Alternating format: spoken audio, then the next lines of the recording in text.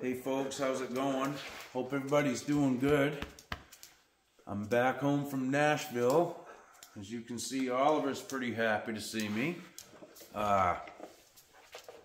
It's been a while since I posted any videos, I know. Excuse me. Man, I got some kind of allergy thing when I got back into Maine.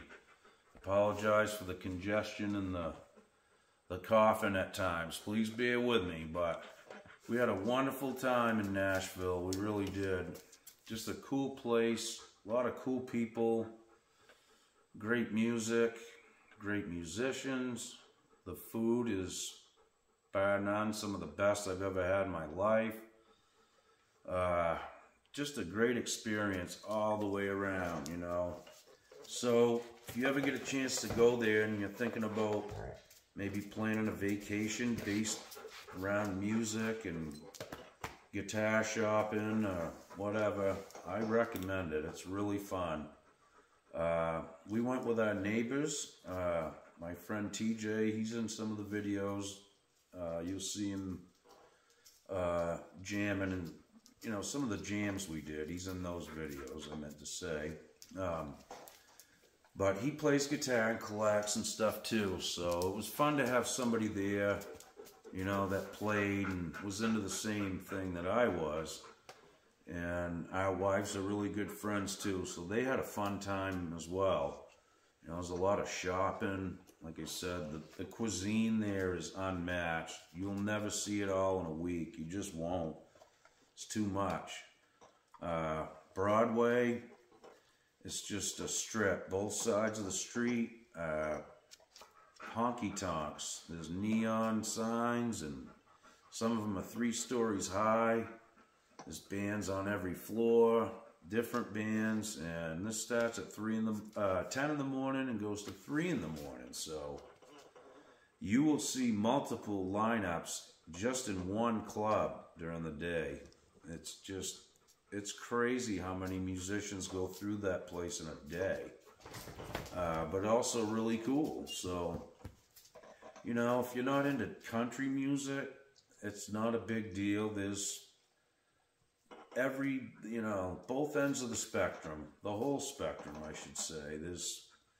There's old country, there's new country, there's rock and roll, we stepped off Broadway one night and found a blues bar on a street called Printer's Alley. Check that out.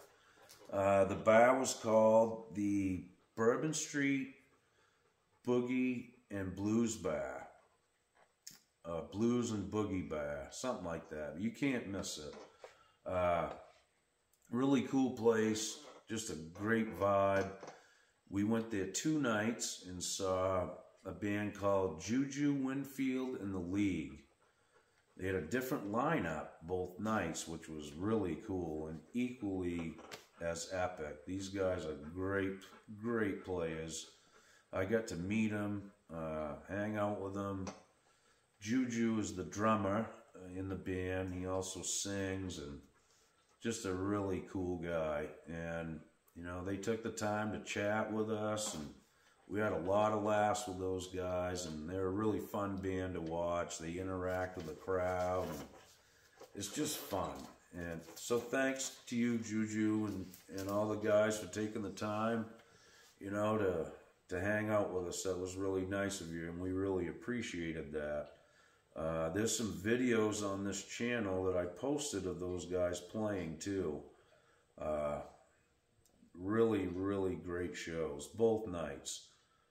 So check that out, and if you're ever in Nashville, check out Juju Winfield and the League, Bourbon Street Blues and Boogie Bar. You won't regret it, I promise. You know, we went to Hattie B's, tried the hot chicken, real deal barbecue, you know, brisket, everything, and it is just amazing how great this is. We went to one guitar store while we was there. You guys should be proud of me. Kind of a bucket list thing. I wanted to go to 3 in particular, but I chose one, and it was to go to George Gruhn's store in Nashville. Gruhn Guitars is the best music store I've ever been in my life. It was so cool. He had the biggest selection of Martin and Taylor guitars under one roof that I'd ever seen in my life. Excuse me. And they, you know, these guys welcome you with a smile. They tell you to play any guitar you want. If you're going to buy it, you got to try it. And that's how it should be, right? They have a nice place to try out guitars too. Some nice couches. It's really big and open. It sounds really nice in there too, so you get a pretty good read on your guitar. You know, all in all, the experience was top shelf. Now, there's some twists to this story, so I got to kind of watch what I'm going to say from here out. And I'm going to explain this right now, exactly why. So, the first day we went there, our wives went with us and checked out the store. And me, just the way I am, you know, yakking and blabbing and interacting with people I don't know. I don't know why I do this, but it's just how I am. And something magic happened, and we ended up meeting George Gruhn. He took us, you know, in where the expensive stuff is. He took our wives in his office. He has a big collection of snakes and reptiles, tortoises in his office. Really cool. I mean, you know, George Gruhn sells to rock stars, and he has for many years. You know, he sold Clapton his first Strats. He told me about it and everything. You know, he treated us no different. I mean, no different. He took the time out of his day to hang out with us, show us some beautiful guitars. He played a couple songs for us. It was, you know, for me as a guitar collector, player, repairman, I've been following George Gruhn for a long time. It was like meeting Elvis to me, or Jimmy Page, or something of that. He's that caliber. I mean, to me, he is. And he's just a super sweet guy, a real gentleman. And my friend, TJ, my neighbor, bought a guitar that day. Now, neither one of us had any plans on buying guitars there, but the way the circumstances played out, it was just something that had to happen. So, the first day, TJ bought a guitar, and George invited us back the next day, and he told me that he was going to be picking up 3 more guitars in the morning, and I was welcome to come back the next day and check them out. So we did just that. We went back the next day, just me and TJ this time. Our wives were off doing some other things, so we went, same treatment. I told the salesman, you know, I was there to look at some guitars that George said he was going to show to me, and the next thing I know, we're hanging with George again, which is just, I mean, I don't even know how to describe the feeling. It was really surreal and really, just really cool and relaxing too. George has a really cool demeanor. He's really laid back, well-read, super intelligent, and he just has this calming effect when you talk with him. It's so neat. I mean, I could hang out there every day and just talk shop with him. He was so cool. Otis, go on. My dogs are so pumped to see me. Sit down. Come on. So, the next day, to make a long story short, I bought a guitar from George. And we had to have him shipped back from Nashville because we flew there. And I didn't want to do anything like stowing new guitars on a plane, so we shipped them. Well, they shipped them for us, I should say. And so we just got them last night, and UPS was late. I think it was like 9 o'clock or after 9 when we finally got them. And we had plans of doing a unboxing video for you guys and showing you what we bought. And but it was just kind of getting late, so we decided to put a pin in it until today. So later today, we're going to do an unboxing video on the guitars that we bought from Mr. Gruhn. And I think you guys are going to really, really enjoy this. These are super rare. Something a lot of people have never even laid eyes on. So I don't want to get in too deep about it, but the whole story leading up to us purchasing guitars from Mr. Gruhn is just insane. There's so many twists to this story, and it gave me goosebumps when it was happening in real time. I just couldn't believe the whole thing. So I'm going to disclose that whole story in the next video when we unbox the guitars and play them for you guys and show you what they are. And I think you're going to really love this whole story. It's like a fairy tale to guitar collectors and musicians in general. Let's just say that. Otis, no. You know, George sells to rock stars. He has for his entire career, you know. And like I said, for him to take the time out of his day to spend with a couple guys that, I mean, I'm nobody. I'm some dude in his garage on YouTube that has a bunch of guitars. I'm not famous, neither is my neighbor. And I could tell he treated us the same as he treats everybody. It was just so cool. And not intimidating, you know, like I said. I knew that George, you know, sold guitars to many famous people and has for many years. But it wasn't intimidating. And I'll just want to tell you guys, if you go to his store, the average Joe working guy can walk in there and buy a beautiful guitar. And a rich guy can walk in there and buy a beautiful guitar. There's something there for everybody. And he doesn't treat you any different.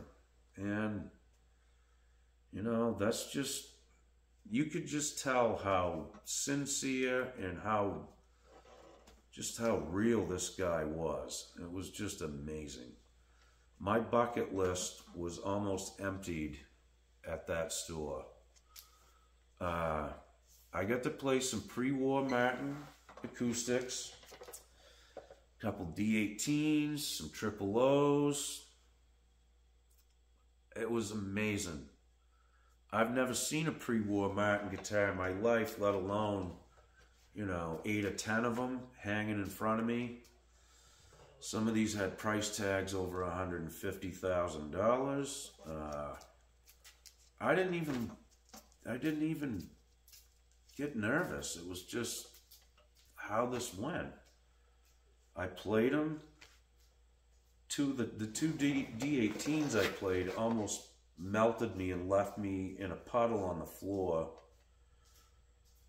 And this was the thing, you know, I wanted to know, what is the difference between a pre-war guitar and a new guitar?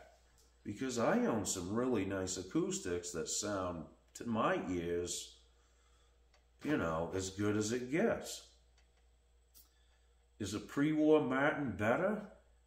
Well, I don't think one should compare. First of all, they are a totally different thing.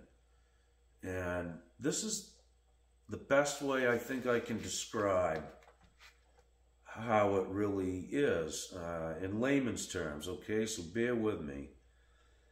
Playing a pre-war Martin guitar, I could only equate it to this. It's like playing an electric guitar through a solid state amp, you know, for a long time. And then when you finally plug into a tube amp, right, you hear like extra things, extra notes, kind of, little harmonics and overtones that you didn't hear before in a solid state amp. And I really can pick this stuff out, you know. I played solid state amps for many years before I, you know, actually started playing a lot of tube amps.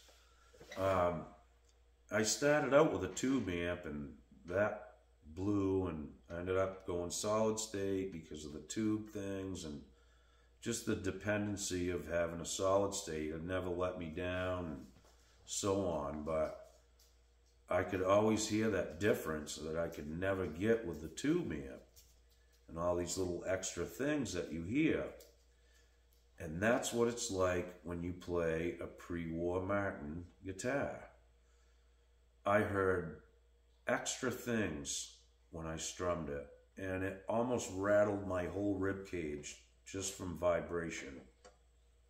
These guitars were really broken, opened up, and they sounded really, really nice. I can finally understand why guys with money search for these and track them down. It is a different thing, and no, a new Martin is not like that. It's not really, shouldn't be compared to those because it's just so different, you know. I played some brand new Martins that, I mean, they were crazy great sounding guitars. They were different though, and not saying I liked one better than the other, but I could hear an audible difference. And that was the point that I wanted to bring back to you guys, and, you know, just, you know, from a layman's point of view, you know, to try to describe what it sounded like and what the experience was like. So I think that's as best as I can describe it. Now, you don't want to play a D18 or a Dreadnought and then grab a Triple O and think that's going to just blow you away. You have to really know how to separate things, and I'm getting better at it. I mean, I own quite a few guitars. I play a lot of different guitars on a daily basis, so yeah, some of them really, really speak to your ears, and some of them don't, but not every one of those guitars blew me away. I'm not going to say they did. But there were some that really did blow me away, and it was like nothing I'd ever heard in my life. So that was another bucket list thing checked off at the store. The other thing was I really wanted to see a 59 Les Paul Burst, and I did get to see one of those. It was getting repaired, so I didn't get to, you know, it was a customer's, so I didn't excuse me, touch it or play it, and it didn't have strings on it or anything. It was hanging over a bench, but I got to lay eyes on it, and it was a beautiful looking piece. It really was. So again, I think I've even said this in previous videos. Those were two things that I really wanted to do in my life, was play a pre-war Martin, see what the hype was about, and to see a Les Paul Burst. I didn't get to play a Les Paul Burst, but I did get to see one. So, you know, that's pretty crazy. You know, I never thought I'd ever see one, but I did. I can check that off too. So it was an amazing thing. It really was. So the first day, like I said, my friend bought a guitar. The second day, I bought a guitar, and it didn't quite end there. There's another little twist, which I'm going to tell you guys about in the next video when we play the guitars and everything. It's just quite a story, really, how it led up to us doing this. So, excuse me, please stay tuned for that. Please excuse the coughing and congestion. My allergies have gone berserk since I got back to Maine, and the leaves are changing. Everything's dying and that kind of thing. So it was like an allergy shock when I got home. So bear with me, please. I really can't wait to shoot this next video. So you guys really want to stay tuned for this. This is really cool, and you're gonna see some really cool stuff, and maybe the first time you've ever seen anything like this too. So hang tight, and I'll get another video uploaded today. I just wanted to touch base with you guys and let you know, I'm still here. I'm still going to make videos. Don't think that I'm done, because I haven't done it for a week. I really did miss doing this, honestly. Man, I put up, 168 videos without a break, so sometimes multiple, 2, 3 a day. It got to be habitual, kind of. Like I said, I kind of missed it, so it's good to be back. I hope you guys are all doing really good, and I got some repair work I got to catch up on. I was kind of getting behind on stuff, and so I'm going to take care of that today and get back on track and get the shop cleaned up again and start with a new clean slate, so to speak. Well, all right, guys. Thanks again for watching. It's good to see you all. Like I said, I hope you're all doing wonderful. And stay tuned for the next video. I'll try to get that up sometime later today. When my neighbor gets home from work, we're gonna cut them open. It was just too late last night when we got them. The UPS truck showed up really late, and we just decided, it'd be best to not rush and shoot a proper video so you guys can really check these out. Okie doke, guys. Be good. I'll see you real soon. Hang in there.